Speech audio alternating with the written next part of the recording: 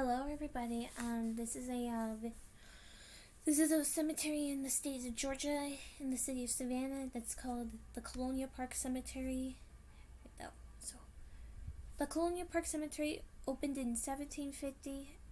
It is the oldest burial ground in Savannah, which can be still identified by your average tourist. There are a few burial grounds which are used to prior 1750. They're over top or paved.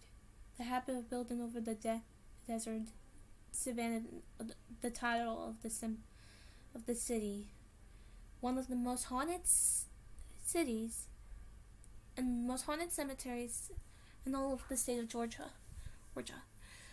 Okay, so there are over 10,000 people who are buried in this cemetery. However, there are not even 1,000 grave markers. People are buried in mass graves. Others have their graves knocked over or destroyed. Many people, this with a decretion of the burial grounds, help to fuel the haunted activity to this cemetery.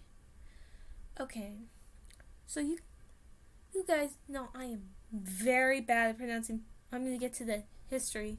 I am seriously bad at pronouncing people's names. So here, I'm going to get to this person's name right here. I believe he is Rene Ron Dollier. We're just going to call him Rene for right now. Oh. So, over the years, Colonial Park Cemetery has many ghost stories of its own. People consider Colonial Park Cemetery to be the most haunted places in all of Savannah. For this reason, among others, Ghost City choose to be on good and evil tour at the gate. So Renee was a very large person, standing almost 7 feet tall. It was said one night Renee was caught not long after murdering 2 young girls inside the cemetery. A mob was organized to find and launch Renee. After Renee was hung in the nearby square, residents started to report a large shadowy figure walking the grounds where Renee's favorite place to play. It's the hanging tree. But the problem of this story, it's not even that true. The character hasn't been found in historical records. Nobody has even found records of little girls being killed by a serial killer in this cemetery. This is a good ghost story, but it isn't even based in reality. So,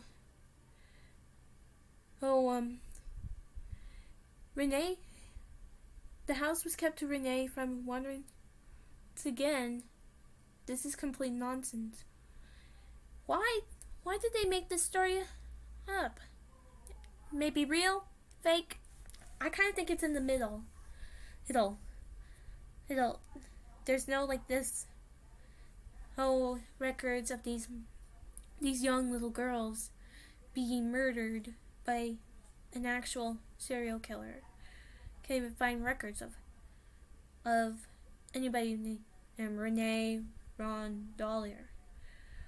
So, but it is kind of interesting if you go there and then you hear a little bit, even though it's kind of fake, depending on what you believe. I guess that's why people hear about it every time. And when they go to these haunted places, just like for Renee and these girls being murdered by a serial killer in this cemetery. So, like I said, that was a long time ago. But his ghost has been reported walking through the cemetery and also they call it the hanging tree, which is in the back of the cemetery. But did they just make the story up?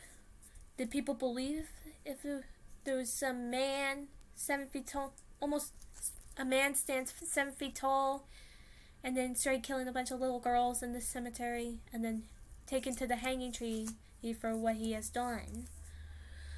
I don't know. This story doesn't make sense, but there are some ghost tours there. Fortunately, I don't think you could go at night because they close the cemetery at night, but you can have ghost tours there. They just explain. I think they just explain the history about the cemetery of what happens though inside, and but just some of these stories are really not true. A little disappointing, a little down. But just if you're in the state of Georgia and then you're in Savannah, go try it out yourself. You know what the history is. Okay, so for right now, this is all I have for now for this video. Thank you for watching. Stay safe wherever you are at, and then I'll be back with more though. Until next time, bye bye. Here it is.